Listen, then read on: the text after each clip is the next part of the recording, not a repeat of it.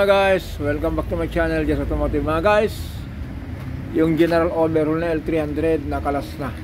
Puro langis pa po niyan. Ang napansin natin mga guys, yung gap ng piston ring, nagiging B-shape na po yung bore. Parang ano na po, B. Kung habulin natin ito ng oversize, pagdating dito sa baba, makuha yung tamang clearance pagdating sa baba, ay sa taas.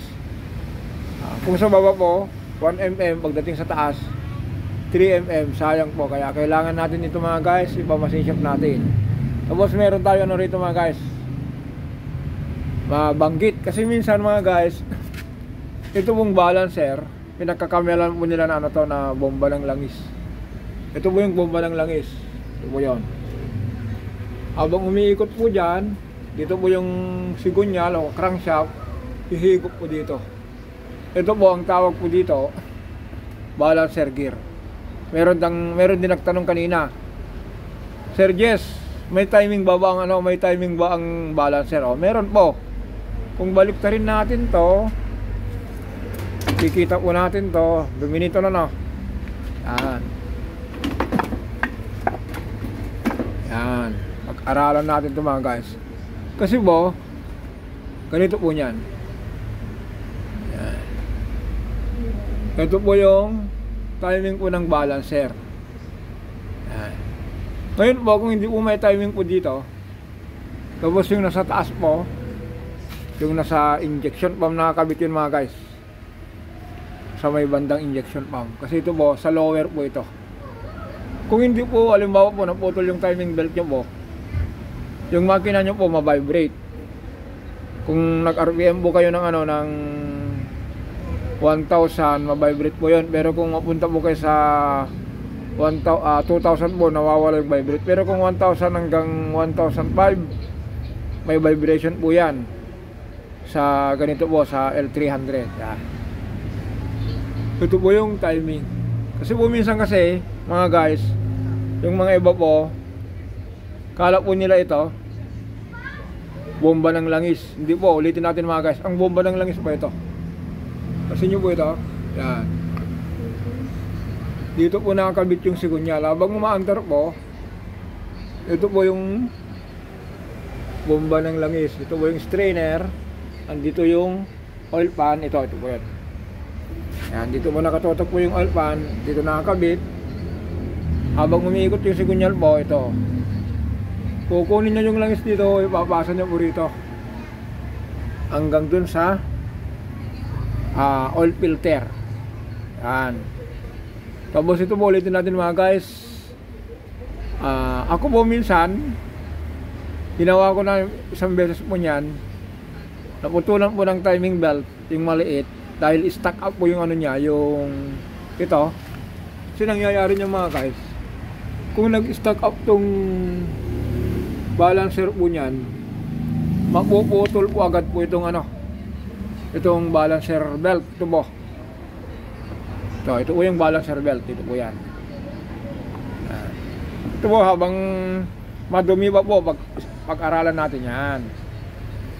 Ito po yung andito po yung balancer belt. Ito balancer belt po yan. Ngayon mga guys, kung stuck up itong balancer bushing, ang mangyayari po niyan, nagtataka bakit napuputol po itong balancer belt ito. Kasi ang nagdra-drive po sa sa balancer gear po, crankshaft o kaya main drive, yung nagpapaikot sa lahat, crankshaft gear o kaya sigunyal. Dito po nakakabit. Ngayon po mga guys, ulitin natin. Kung yung balancer bushing o kaya balancer bearing, ito po yun, dito nakakabit. Ito po, dito po umiikot. Kung stuck up po, yan, kung dumikit po dyan, hihinto po ito, mapuputol po ito. Kaya napakalaking trabaho po nito mga guys. Ito po yung minsan vibration. Kasi yung kaya po na talakay lang natin to kasi may nag-text kanina. Sabi, tanong niya, Kuya Jess, may timing ba ang balancer gear? O, meron po. Sa timing balancer po, siya po yung yung nagbabalance po ng vibration.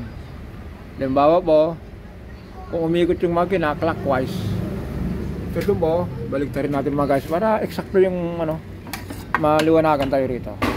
Yan. Ito po kasi guys, counter po niyan, counterweight po niyan, mabigat po ito. Habang umiikot po itong portion na to, ito po, counter po yan.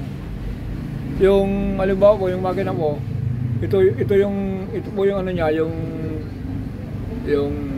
vibration niya po, ito naman po, sasalubungin niya para ma-stabilize niya po yung makina para hindi po magbabibrate.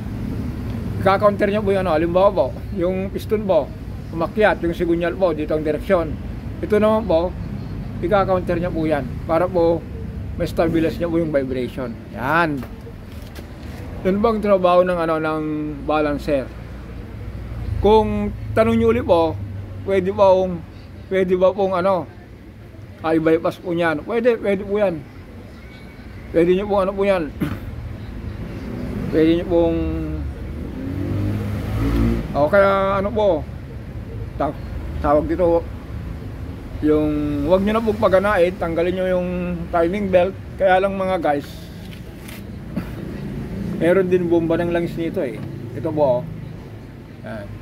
Dapat po yan, marunong po kayo nito gumamit ng ganyan kasi ito po yun. Kung pansin nyo po, may bomba ng langis po dito, may butas. Yan.